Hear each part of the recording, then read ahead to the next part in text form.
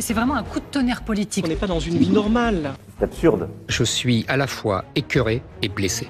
Moi, je suis heureux. Vous suivez pas?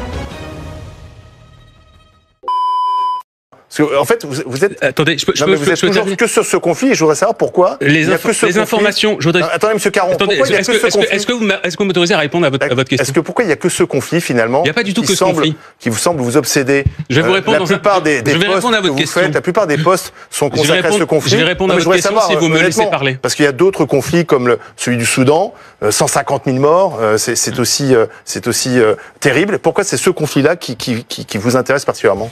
Je vais vous répondre tout de suite. D'abord, puisque je voulais profiter un peu de ce passage, vous avez lu la tribune de l'historien israélien Amos Goldberg, parce que vous savez, nous qui parlons de génocide, on est accusés d'être antisémites. Encore une fois, vous savez quand même qu'il y a beaucoup d'historiens israéliens spécialistes des génocides et de la Shoah en particulier, qui disent que ce qui se passe à Gaza est un génocide. Je voudrais quand même prendre le temps. On a le temps un peu quand même. Mais répondez aux questions. Je vais répondre juste après. Voilà. Ah bon. C'était dans Le Monde.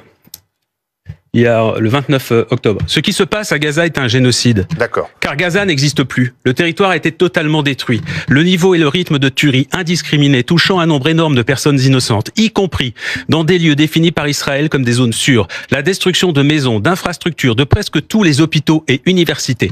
Les déplacements de masse, la famine organisée, l'écrasement des élites et la déshumanisation étendue des Palestiniens dessinent l'image globale d'un génocide. Vous savez qu'il y a des centaines de spécialistes, d'universitaires qui disent exactement la même chose. Voilà. Alors pourquoi j'en parle tant? Je réponds à votre question. Oui. Parce qu'on n'est pas nombreux à en parler. Ah bon? Ouais. Il date de quand votre dernier sujet, vous sur BFM? Vous plaisantez? Votre dernier sujet. C'est un long format qui a d'ailleurs été salué par la critique et qui a obtenu un prix qui s'appelle L'Enfer de Gaza. Merci, c'était quand ça? Il est encore disponible. Non, mais les massacres à Gaza, c'est tous les jours. Vous savez qu'il y a encore.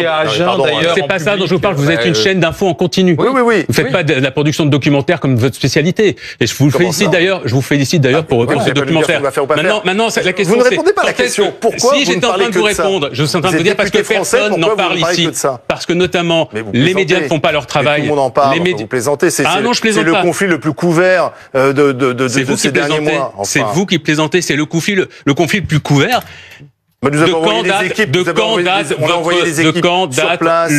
quand date la dernière information que vous avez donnée sur les morts à Gaza?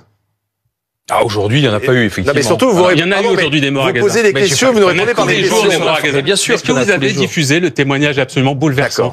Est-ce que vous avez diffusé, si je suis en train de vous répondre, est-ce que vous avez diffusé le témoignage absolument bouleversant d'un chirurgien anglais, britannique, qui a été auditionné par le Parlement anglais, dans le témoignage dans lequel il raconte ce qu'il a vu sur place, il était humanitaire sur place pendant plusieurs semaines à Gaza. Et il raconte, par exemple, en larmes, que tous les jours, il devait soigner des enfants. Il a dit, je ne recevais quasiment que des enfants et des femmes.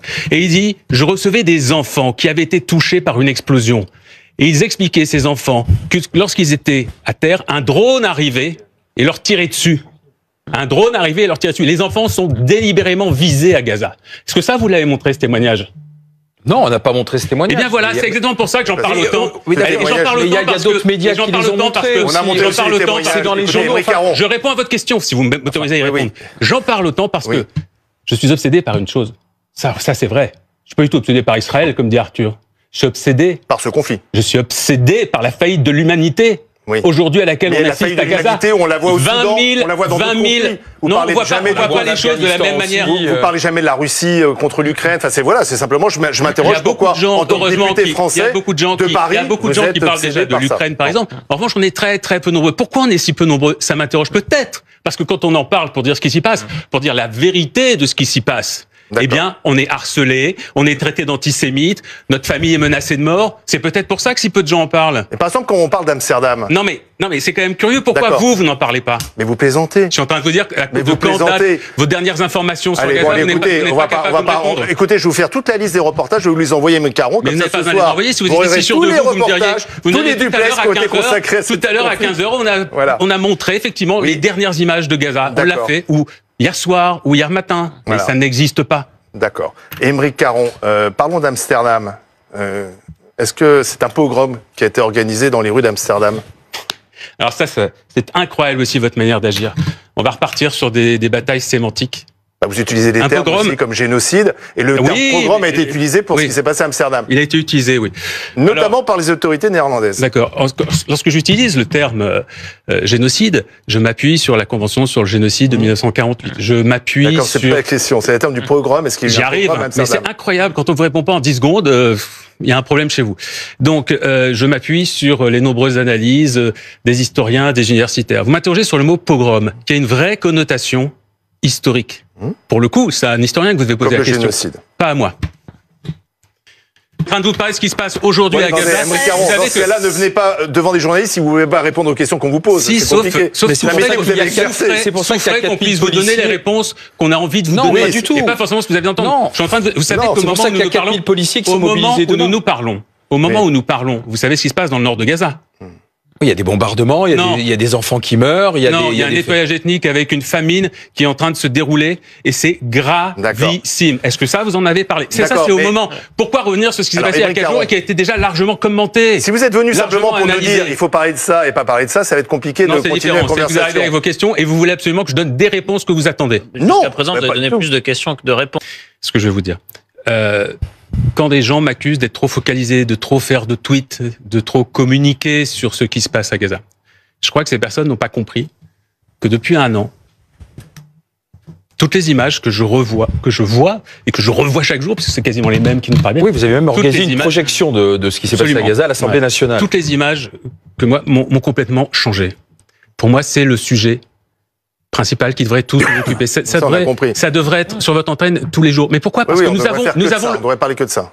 Pas que. Il y a énormément d'autres sujets dont on doit parler, mais celui-ci devrait être un sujet majoritaire. Pourquoi? Parce que on n'a jamais vu une telle chose depuis le début du XXIe siècle. On n'a jamais vu une telle densité de crimes de guerre, de crimes contre l'humanité, d'enfants tués, 20 000 enfants tués en si peu de temps sur une surface aussi étroite.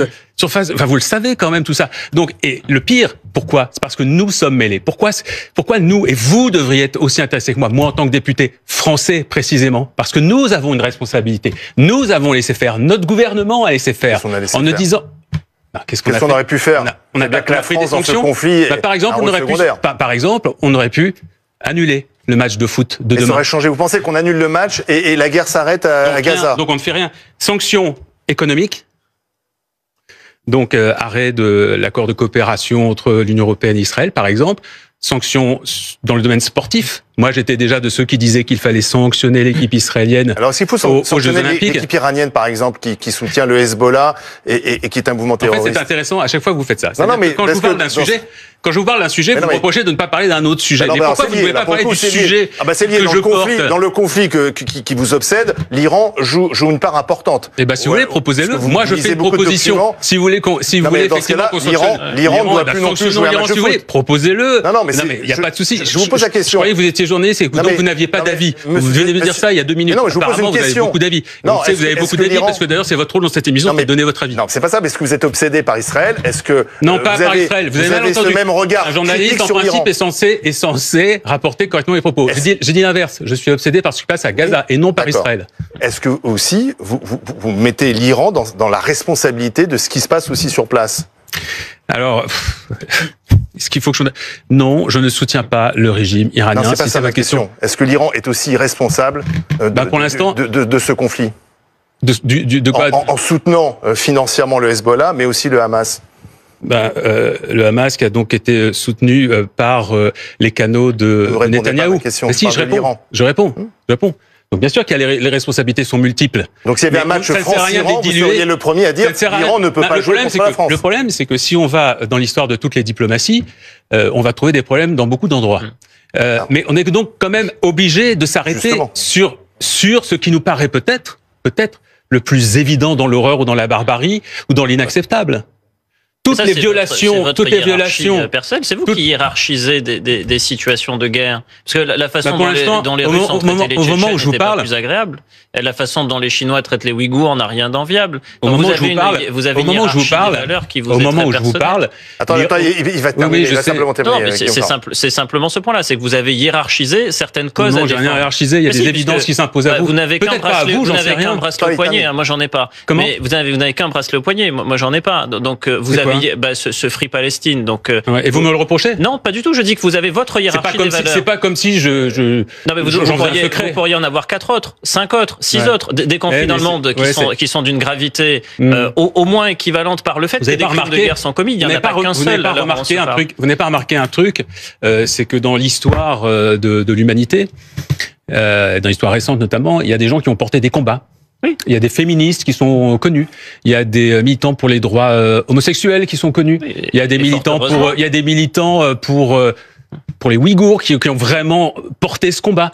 Et c'est comme ça. Il y a des gens qui décident de s'investir dans un combat plutôt qu'un autre. Ça veut pas dire qu'ils méprisent les autres. Mais vous êtes député de la République. Ça s'appelle. Oui, bien sûr. Vous n'êtes pas seulement un activiste. Comment? Vous n'êtes pas seulement un activiste. Vous êtes aussi un député représentant. Mais je fais parfaitement mon travail. Des électeurs. C'est ça, vous ne comprenez pas. J'incarne, effectivement. Je porte la voix de celles et ceux qui m'ont élu. Et je suis là pour porter une vision politique à l'Assemblée. Or, je porte une vision politique qui est typiquement celle de la France dans laquelle j'ai grandi, en tout cas qu'on m'a présenté comme étant la France, c'est-à-dire celle qui porte des valeurs humanitaires et humanistes fortes. D'accord? Or, ce à quoi j'assiste, je termine, ce à quoi j'assiste depuis un an, dans le silence, dans l'inaction, dans le soutien à ce qui se passe à Gaza, à ces atrocités absolument inédites au XXe siècle, ne correspond pas du tout à la France dans laquelle j'ai grandi et aux valeurs républicaines, d'humanisme, d'humanité qui sont censées être celles de notre pays. Vous savez, ce pays qui s'enorgueillit de défendre mieux que tous les autres les droits humains. Et là, qu'est-ce qu'on fait? Qu'est-ce qu'on a fait depuis un an? Les politiques, lesquels en parlent? Quasiment pas. Quasiment aucun.